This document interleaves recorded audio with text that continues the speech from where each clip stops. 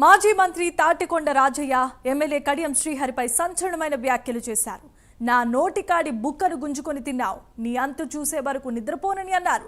Party మారిన 10 మంది కుక్కిన పేరులా ఉంటే కడియం మాత్రం కుమ్మరి పురుగులా తిరుగుతున్నాడని దుయ్యబట్టారు. కడియం పప్పులు కాంగ్రెస్లో ఉడకవన్నారు. కడియం శ్రీహరిని సీఎం రేవంత్ మంత్రులు పట్టించుకునే పరిస్థితే లేదని రాజయ్య విమర్శలు గుప్పించారు. నా నోటికాడి బుక్క గుంజుకొని తిన్నావు, టిఆర్ఎస్ పార్టీకు వెన్నుపోటు ఒడిసినావు.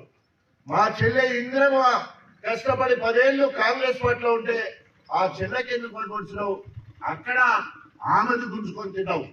ఈ రోజు గణపురం నియోజకవర్గంలో నువ్వు కుడిలో పడ్డ ఎన్నిక లెక్క కొట్టుకుంటున్నావు. ఎందుకంటే మంది పార్టీ మారేళ్ళు అందరు కుక్కిన పేర్లు ఎక్కున్నారు. నీకే రోగం వచ్చింది, కుమ్మరి పురుగు లెక్క తిరుగుతున్నావు. కుమ్మరి పురుగు ఎక్కడ ఆగదట, కుమ్మరి పురుగు ఎక్కడ ఊరికే కదులుతూనే ఉంటది. శాత కాకుండా నీకు ఎందుకు ఆవేశం?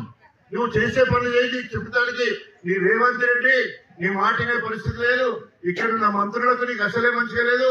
నీ ఎమ్మెల్యేలు నీకు సహకరించట్లేదు.